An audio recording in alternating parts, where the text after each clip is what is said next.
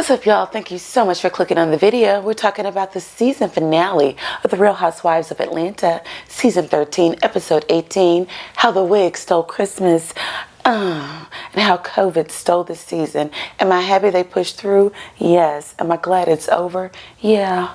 Let's get into it. So we start out with the highs. Of course, Cynthia getting married. We talk about Kandi's little Riley baby graduating, going to NYU. We get to Porsha doing her social justice thing, representing her grandfather's legacy. Then we get to some lows. We talk about how Porsha and Dennis, the dissolution of their relationship.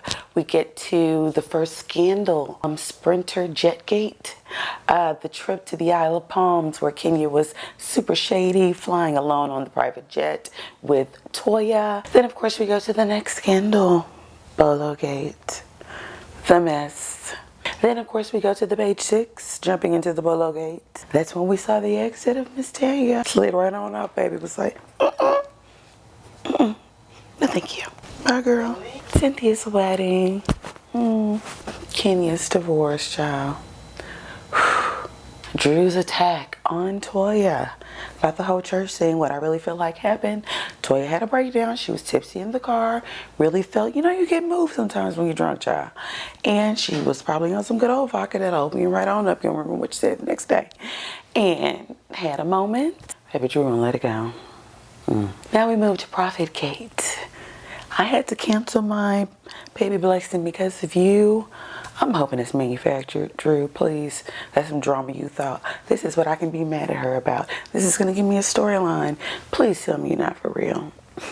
It picks up where it ended with the whole Prophet Gate coming to a scourge with Toya bringing the receipts, bringing the prophet on the line. So, yeah, we'll see.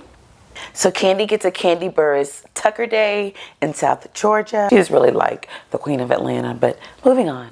The next filler scene, we got Cynthia and Mike, the newlyweds, talking about where they're going to live permanently. They're going, of course, between Atlanta and Los Angeles, the West Coast. Looks like it's going to be the A. Baby, it jumps to President Porsha. She look cute. Moving on. And now to the JoJo old daddy thing.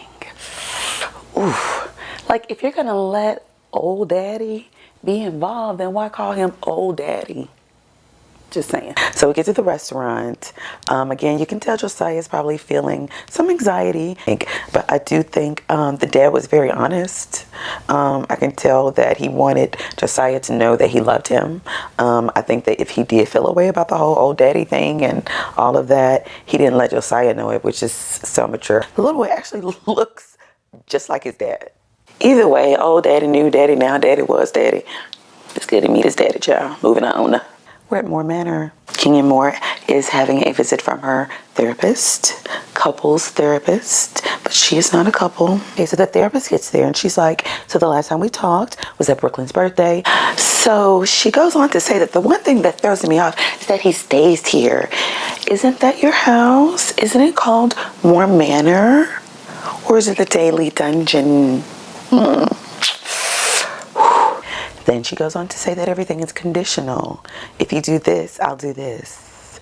Which means he doesn't mean it. Maybe the therapist said, you know, always have your perspective because he's never here. Oh, we can call him on FaceTime. Blocked. Who blocks the mother of their child and their wife? Mark Daly. She calls him on the baby's phone. Goes to voicemail. So she texts him, why am I blocked? At the hospital right now with a friend who was just in a very bad accident. It's COVID. You can't be up there with nobody. So child, she makes a declaration. He about to see the king of all these stupid hoes see. About time. So we jump to another filler scene. We got Cynthia on the phone with Kenya, and they're talking about the little white elephant party. So it's Christmas time. Cynthia wants to have a party at her house to mend some of the tension that's been going on in the group of ladies. They agreed to a $1,000 limit for a gift. Basically, White Elephant is kind of like Bad Santa, where they draw numbers. The first person chooses a gift. They could get a great gift, but if somebody else likes it, that's after them, they get to get that gift, and then the person has to start all over again. So it's that type of deal. Basically, all the ladies are going to be invited to come over to have Christmas Friendsmas dinner at Cynthia and Mike's, the Hills. Here we go. Now we get to the next package. We're at the Friendsmas party. So the table is set beautifully, of course. Lake Hill is looking really cute, Lake Jill. Everybody's opening their gifts. Drew pulled out her gift, 3 boxes. And there's a wig. I think it's the first wig she wore, the pet. And she brings out a boom box with a cassette tape with receipts. Child, she started playing this tape, and basically it was just Danny and the prophet talking. The prophet saying, yeah, I really like Toya, you know, and I understand where she's been, because I was in that same situation 3 years ago with no, he didn't say 3 years ago, he said with my 3-year-old's mom. So Drew was trying to pass that off as receipt, saying, see, he said he likes her and he was engaged. And Kenny's like, no, he's saying that he understands. And I feel like he was saying he just likes her as a person. Let it go, Drew. Kandi gets the MVP award to me. She was the voice of reason for the season. And she was like, basically, if he likes Latoya, asked her out, whatever, it was because he wanted to.